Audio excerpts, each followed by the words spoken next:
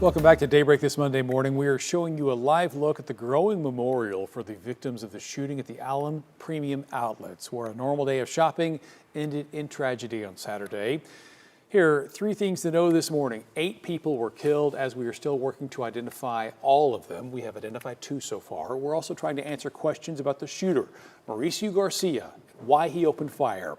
And so many kids were at the mall as this played out as well. Counselors to be on hand today at all Allen ISD campuses, along with added police presence.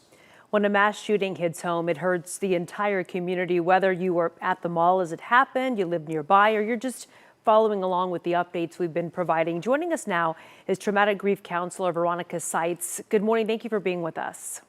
Glad to be here. Thank you. Well, there were hundreds of people at the Allen Premium Outlets on Saturday and many more nearby. That a lot of folks probably struggling perhaps with trauma this morning. So what do you say to them?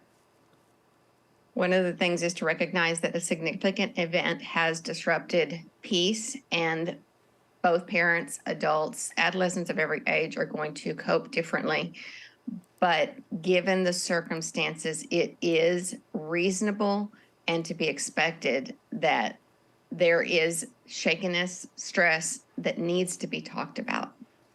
So we used to say to kids and even our friends, you know, hey, this will never happen. This doesn't really happen very much. And considering we have seen more and more mass shootings, what do you advise parents to say now to kids?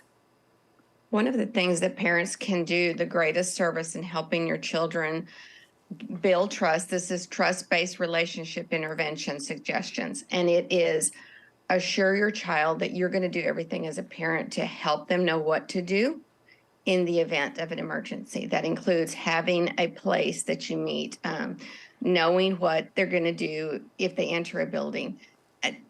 Again, this is age appropriate for very young children. You need to talk to them and let them know we're going to be here. Yes, I'm shaken, you're shaken, but we're going to do this together. For adolescents, it's important to get them a little bit of insight to become situationally aware. You know, when you walk in places, we don't want you to live in fear.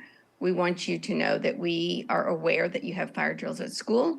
So I want you to get used to when you walk into a place, just take a look around, see where the exits are, and think and know that your brain is going to want to go in and out the door that you came. But if you have other options and something happens, just be aware of them and choose which one or which way you will go to keep themselves safe. Well, it seems like in many cases, by having that knowledge, it can almost feel empowering in a way, which I'm sure is helpful when you do feel so vulnerable and scared. Let me ask you, you talked about being shaken and disrupted, but what are some indicators that this situation and others like it have pushed you beyond that point of just disrupted? What are some indicators that you need serious help or some help in general? Okay. One thing to take into consideration is how much history comes to that moment of incident. If there are a lot of traumatic or other things that have disrupted life before now, that's a number one thing to be aware that this is layered on top of that. And so it's very important to understand that pre-existing traumas also factor in a higher level risk of go ahead and take steps to see a counselor, talk to somebody, and decompress. The other thing is, and I have provided it for y'all if you choose to use it, a indicator on age developmental indicators that the body gives off, whether it's sleeplessness, you know, suddenly bedwetting, you know, and I'm talking about children and or adults, it can happen for that too.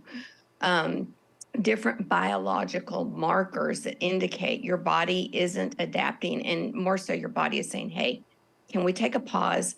I need some attention, and the attention I need is up here, because from the head down, the body will flow and give indicators that this was not just a passing incident that's going to take time to get over. It's a incident that has disrupted peace that needs to be processed in a healthy way. All right, Ms. Sites, thank you for being with us this morning. We appreciate that information. We'll get that online as well, WFAA.com. Have a great day. Thank you.